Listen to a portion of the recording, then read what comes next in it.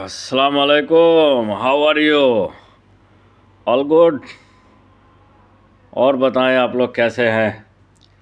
अच्छा भाई लोग, इलेक्शन नज़दीक आ रहा है और फिर बातें इलेक्शन के ऊपर चल रही है, तो मैं भी अपनी दो बातें इलेक्शन के ऊपर बोलना चाहता हूँ। बात यह है कि फिर वही 2.5-3% वाला मल्लाह डिप्टी सीएम और महागठबंधन जो आस लगाए बैठी है कि मुसलमान हमको वोट करेगा, फ्री में वोट करेगा, उनको कुछ करने की कोई ज़रूरत नहीं है। वो सोचता है कि वो बीजेपी से डरेगा और डर के मारे हमको वोट करेगा और दूसरे को कोई नहीं देगा।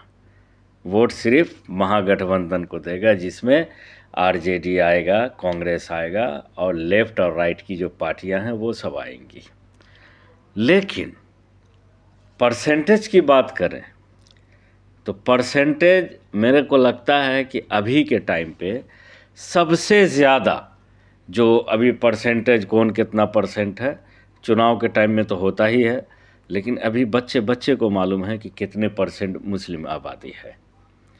उन मुस्लिम आबादी में से इनको सिर्फ वोट चाहिए और डिप्टी सीएम तक बनाने का ये लोग ऐलान नहीं कर रहे हैं।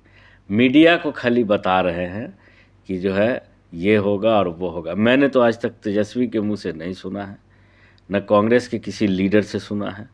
सिर्फ वो बोल रहे हैं जो कांग्रेस के प्रभारी है, एक बार जो है बस ये, लेकिन घोषणा नहीं कर रहा है। घोषणा नहीं कर रहा है भाई, क्यों घोषणा नहीं कर रहा? उसको लगता है कि ये हमारा बंधुआ मजदूर है, ये हम लोग को वोट करेगा, समझा।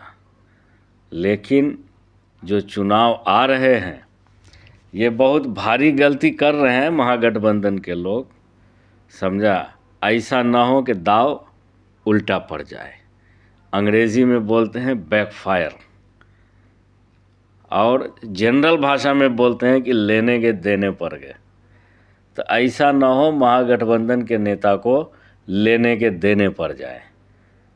तो उसी हिसाब से मैं बिहार की 17% अल्पसंख्यक से अपील करता हूँ कि वो अपना वोट, आप जो अल्पसंख्यक लोग हैं, समाज के लोग हैं, वो सोचें कि आखिर 2.5% आबादी वाले डिप्टी सीएम की घोषणा हो गई, लेकिन 17% वाले की घोषणा तक नहीं हुई है। इन्हीं के बाप थे क्या हैं लालू जी, जो रामविलास पासवान, ये बात चर्चा मतलब कि अभी तो चुनाव में हो ही रहा है लेकिन हम लोग, बात बहुत पुरानी है तो भूल भी गए थे, लेकिन ये बात सही है कि रामविलास पासवान को 29 सीट आया था और वो बोला था कि मुस्लिम मुख्यमंत्री बनाओ। लालू यादव ने नहीं होने दिया था, वो राष्ट्रपति शासन लगने दिया था, समझा। बाकी आप लोग खुद समझदार हैं, अपना हक जानते हैं। ये नहीं हो कि आधा जो है उधर बट गए, आधा उधर बट गए, आधा उधर बट गए, कि या तो जो है कोई एक पार्टी हो। मेरा तो अपील है कि आप लोग जो है ओवैसी साहब का सपोर्ट करें, उनका बहुत बड़ा योगदान है कौम व मिल्लत के लिए। जितना वो बोलते हैं वो कोई बोल नहीं सकता। ये जो 20 हर घर में 20 महीने के बाद एक नौकरी दे देगा, गुना भाग करके देखो, बेवकूफ़ तो आप लोग भी नहीं हो।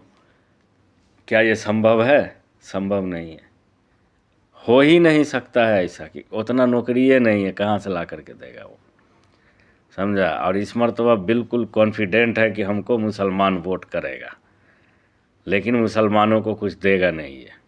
टिकट भी नहीं दिया उतना, टिकट भी देख लो कि टिकट कितना दिया है, टिकट भी उतना नहीं दिया। और जो टिकट दिया है वहाँ जो है मतलब बहुत मुश्किल से वो निकल पाएगा। जिधर जिधर मुस्लिम को टिकट दिया है, जो यादव है वो कोई मुस्लिम उम्मीदवार को वोट नहीं करता है। आरजेडी का यादव मुस्लिम उम्मीदवार को वोट नहीं करता, वो बीजेपी को दे देगा लेकिन मुस्लिम उम्मीदवार को नहीं देता है, तो बहुत सोच समझ करके इस मर्तबा अपने मत का प्रयोग कीजिए। ओवैसी साहब को वोट दीजिए, ये हमारी अपील है तमाम अल्पसंख्यक लोग समाज के लोगों से। और जितने भी बिहार की जनता है, इंसाफ चाहिए तो अल्पसंख्यक समाज के लोग, तो आप जो है MIM को वोट कीजिए। शुक्रिया, धन्यवाद।